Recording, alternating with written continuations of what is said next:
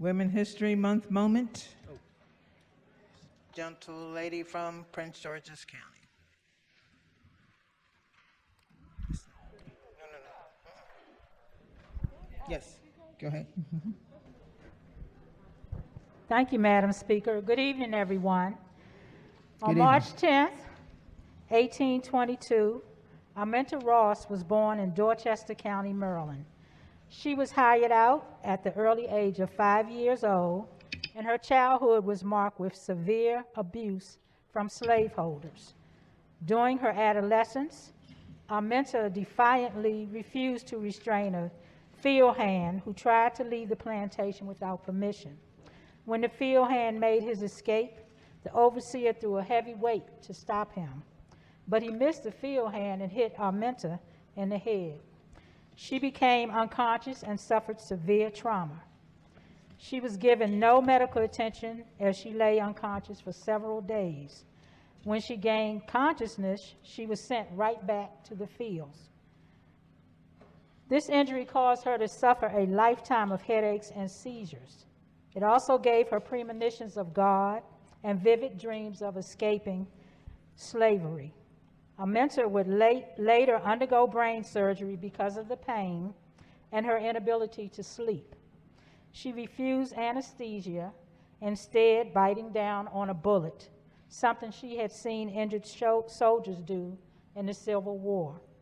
In 1849, Arminta's owners threatened to sell her. She then decided to take matters into her own hands. She adopted her mother's first name and her husband John Tubman's last name, and she traveled 90 miles on the Underground Railroad as Harriet Tubman to the free state of Pennsylvania. In 1859, Harriet Tubman assisted John Brown by recruiting supporters and sharing her contacts and information on escape routes in the region. Brown called her General Tubman because of her valued knowledge, but John Brown was later captured at Harper's Ferry and sentenced to death. During the Civil War, Harriet served as a cook, a nurse, a scout, and a spy for Union soldiers in South Carolina. As the first woman to lead a regiment, she and her soldiers set fire to a large plantation and forced Confederate soldiers to retreat. She also used gunboats to help free more than 700 people from slavery. Maryland has its own national park dedicated to Tubman. The Harriet Tubman Underground Railroad National Historical Park in Dorchester County is the site of the plantation where Tubman was enslaved as a girl. The general store, also located there, is where Harriet suffered the head injury when she was an adolescent. Harriet is a shining example of courage and determination. On March 10th, our governor proclaimed 2022 as the year of Harriet Tubman. As we celebrate the 200th year of her birth, she is the perfect freedom fighter to spotlight during Women's History Month 2022. But today, we have a lot of freedom fighters to spotlight. We have our Madam Speaker, who stands on her feet the whole time we're sitting here, listening to her and making rules as we find a way to freedom for Marylanders.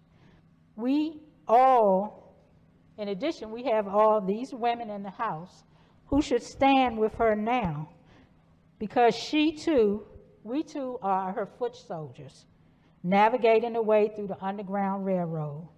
And just like Harriet had help from Mr. John Brown, we ask the men of the House to stand with us and bite the bullet, because we need your help to plan for and shape our beloved state of Maryland. Let's fiercely work together to think about more than ourselves. Like Harriet did, we need to reach back to unselfishly lift someone else up, to assure that everyone has freedom and access to the tools they need to become equal and successful. As we deliberate these laws, let's pass them together, men and women, Democrats and Republicans, knowing that we can do great things and that we can make Maryland a better place for all people to enjoy freedom. Let's stand together and be warriors, because together we can make a difference. Thank you. Very nice.